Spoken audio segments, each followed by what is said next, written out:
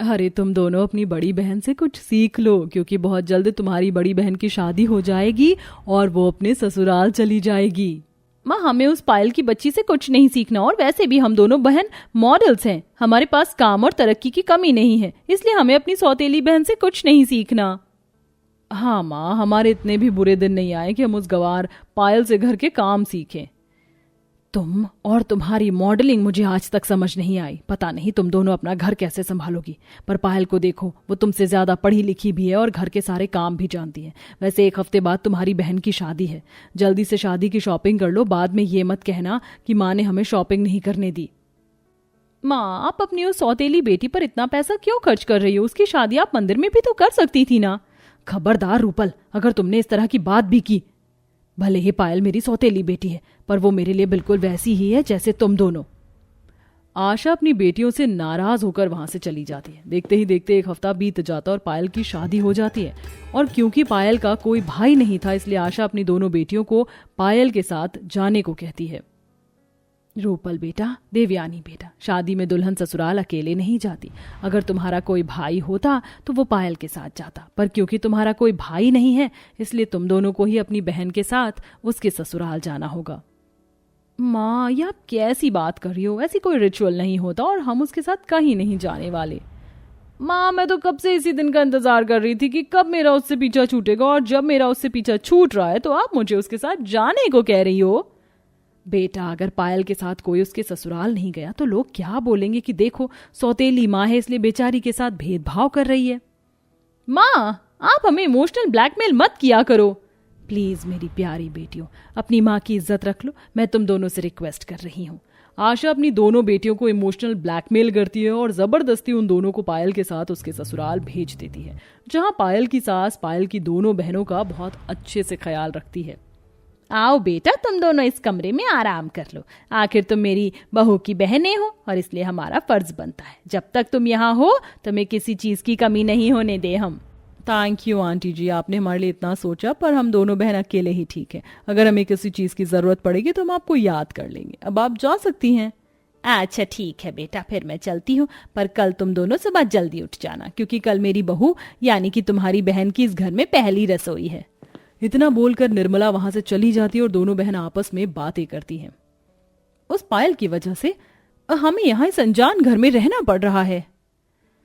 माँ ने हमें यहाँ भेजकर हमारे साथ बहुत गलत किया है। माँ ने ये साबित कर दिया कि उनके लिए उनकी सौतेली बेटी ज्यादा प्यारी है। मुझे समझ नहीं आता माँ हम में और पायल में इतना भेदभाव कैसे कर सकती हैं। ये सब कुछ उस पायल की वजह से हुआ है। मैं उससे अपना बदला लेकर रहूंगी। तुम जानती हो रूपल, कल मेरा शूट था, पर उसकी पहली रसोई होने की वजह से अब मैं कल अपने शूट पर नहीं जा पाऊंगी। देवयानी, मुझे भी उस पायल से बदला लेना है। क्यों ना हम अपनी सौतेली बहन की ससुराल में पहली रसोई खराब कर दें। पर वो कैसे? हम इस घर में मेहमान हैं, ना कि इस घर की बहू। हम इस घर की मेहमान हैं, पर हमारी वो सौतेली बहन तो इस घर की बहू है। आज हम बहन होने का फायदा उठाएंगे। चल सो जा, कल बहुत सारा काम करना है। इस तरह रूपल और देवयानी अपनी सौतेली बहन की रसोई में पहली रसोई खराब करने का प्लान बना लेती हैं और अगली सुबह जल्दी उठ जाती हैं और रसोई में जाती हैं, जहां वो देखती हैं कि पायल खाना बनाने की तैयारी कर रही है। तो हमारी प्यारी सौतेली बहन क्या कर रही है? देवयानी, अब तो पायल से सही से बात कर। जैसे भी है वो हमारी बड़ी बहन है और हमें अपनी बड़ी बहन की मदद करनी चाहिए। आखिर आज ससुराल में इसकी पहली रसोई है। पायल, तुम बताओ, तुम्हें हमारी क्या मदद चाहिए? कोई बात नहीं रूपल और देवयानी, तुम दोनों आराम कर लो। मैं अकेले ही सारा काम कर लूंगी। वैसे भी खाना बनाना मेरे लिए कोई मुश्किल काम नहीं है और मैं बहुत अच्छे से जानती हूँ तुम दोनों रसोई में ज्यादा देर तक नहीं रह सकती। पायल देवयानी और रूपल की मदद लेने से साफ इनकार कर देती है, जिस वजह से उन दोनों का मुंह बन जाता है और एक बार फिर रूपल पायल से कहती है, ऐसे कैसे? हमेशा अकेली ही तो काम करती हो और माँ ने हमें भेजा ही इसलिए ताकि हम तुम्हारी मदद कर सकें। अगर ऐसी बात है तो फिर ठीक है, मैं जब तक मसाले पीस रही हूँ तुम खीर देखती रहना। पायल रूपल की बातों में आ जाती है और खुद मसाला पीसने लगती है और रूपल इसी बात का फायदा उठाकर खीर में चीनी की जगह नमक डाल देती है। तो वहीं देवयानी भी सब्जी में लाल मिर्च का पूरा डब्बा पलट देती है। अब आएगा ना मजा। अब क्या बनाने जा रही हो पायल? मैं सोच रही हूँ कि अब कढ़ी और चावल बना लूं, फिर रोटी रह जाएगी। मेरी प्यारी बहन, अकेली कितना काम करिए। काम करो पायल, तुम जाकर तैयार हो जाओ। आज तुम्हारी पहली रसोई है तो तुम्हें आज सुंदर दिखना होगा, बाकी चीज हम देख लेंगे। रूपल जबरदस्ती पायल को उसके कमरे में भेज देती है, जहां देवयानी उसको सजाने लगती है और रूपल चावल में मिट्टी डाल देती है। कुछ देर बाद खाना बनकर तैयार हो जाता है और पायल तैयार होकर सारा खाना डाइनिंग टेबल पर सर्व करती है। थैंक यू देवयानी और रूपल, तुम दोनों ने मेरी बहुत मदद करी है। तुम्हारी वजह से सही समय पर मैं सारा खाना बना पाई हूँ। मैंने कभी नहीं सोचा था कि तुम दोनों मेरी इतनी मदद करोगी। अरे पायल, ये तो हमारा फर्ज था, आखिर तुम हमारी ही बहन हो। क्या हुआ अगर तुम हमारी सौतेली बहन हो तो? और वैसे भी बहनों का प्यार तो ऐसा ही होता है।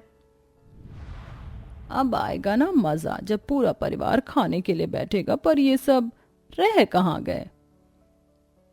अच्छा देवयानी, क्या तुम माजी और बाकी सबको बुला लोगी? जब तक मैं किचन से रायता ले आती हूँ, मैंने रायता भी बना कर रखा है। हाँ हाँ, क्यों नहीं, मैं अभी सबको बुला लेती हूँ। अब पायल रसोई में रायता लेने के लिए चली जाती है और देवयानी पूरे परिवार को खाने के लिए बुलाती है। पूरा परिवार एक साथ खाने की टेबल पर बैठ जाता है और पायल सभी को खाना परोसती है। पर जैसे ही सब खाना शुरू करने लगते हैं, वैसे पायल का पति अरविंद खाना लेकर आ जाता है और अपने घर वालों से कहता है, ये देखो, आज मैंने बाहर से नान, पनीर, छोले पनीर, टिक्का, मंचूरियन राइस और हक्का नूडल्स मंगवाए हैं। अरविंद बेटा, तेरा दिमाग तो ठीक है, इतना खाना बाहर से मंगवाने की क्या जरूरत थी? आज बहू की पहली रसोई है, उसने पहले से इतना सारा खाना बना रखा है। माँ, आपको मुझे बताना चाहिए था ना कि आज पायल की पहली रसोई है। मुझे इन सब के बारे में क्या पता। मैंने सोचा कि आज पायल का ससुराल में पहला दिन है, तो क्यों ना उसके लिए बाहर से खाना मंगवाया जाए और पार्टी की जाए। माँ, भैया ने इतना अच्छा खाना मंगवा ही लिया है तो हम पहले ऑर्डर किया हुआ खाना खा लेते हैं ना। ये तो घर का खाना है, बाद में भी खा लेंगे। और भाभी कौन सा कहीं जा रही हैं, भाभी की पहली रसोई हम अगले दिन रख लेंगे। बेटा, पहली रसोई शादी के अगले दिन ही होती है। अब मैं तुम बच्चों को कैसे समझाऊं? हाँ तो ठीक है ना, मैंने जो खाना मंगवाया है आप उसे खा लीजिए और पायल के हाथ का रायता पी लेना। इस तरह पायल की पहली रसोई भी हो जाएगी और हमारा खाना भी बर्बाद नहीं होगा। पर क्यों? पहली रसोई में बहू के ही हाथ का खाना खाया जाता है ना, कि बाहर का? आंटी जी, ये सब क्या चल रहा है इस घर में? रूपल, शांत हो जाओ, ये हमारा घर नहीं है, मेरा ससुराल है। इस तरह पायल रूपल को शांत कर देती है, पर अरविंद की वजह से देवयानी और रूपल का प्लान खराब हो जाता है और पायल की पहली रसोई काफी अच्छी जाती है। अब पूरा दिन इसी तरह से बीत जाता है और सब खाना खाकर अपने कमरे में सोने के लिए चले जाते हैं। पर अरविंद देवयानी और रूपल के कमरे में जाता है और उनसे बात करता है। तुम्हें क्या लगा था पायल का खाना खराब करके तुम उसकी पहली रसोई खराब कर दोगी? जब तुम पायल के साथ खाना बना रही थी तो मैंने अपनी आंखों से देखा था तुम दोनों बहन को उसका खाना खराब करते हुए। हाँ, आपको कोई गलतफहमी हुई होगी। हमने उसका कोई खाना खराब नहीं किया, बल्कि हमने उसकी मदद की थी खाना बनाने में, और हमारी बदौलत ही समय पर खाना बन पाया था। मैं जानता था तुम दोनों उसकी सौतेली बहन हो और अपनी गलती कभी नहीं मानोगी, इसीलिए मैंने तुम्हारी वीडियो बना ली थी। तुम मेरी बीवी की बहनें हो, इसलिए तुम्हें माफ कर रहा हूं, पर आइंदा से तुमने इस तरह की हरकतें की तो मैं तुम्हें फिर कभी माफ नहीं करूंगा। तुम जानती हो अगर मेरे घर वालों को पता चल जाता कि तुमने पायल की पहली रसोई खराब करने की कोशिश की है तो क्या होता। इसलिए बोल रहा हूं, अभी मौका है, कल सुबह होते ही यहां से चली जाना और फिर यहां कभी मत आना। हमें यहाँ रहने का खुद भी कोई शौक नहीं है, समझे तुम? चले जाएंगे हम यहाँ से, हमें धमकी मत दो, क्योंकि हम तुम्हारी धमकी से डरने वाले नहीं हैं, और लोगों को पता चलता है तो चल जाए।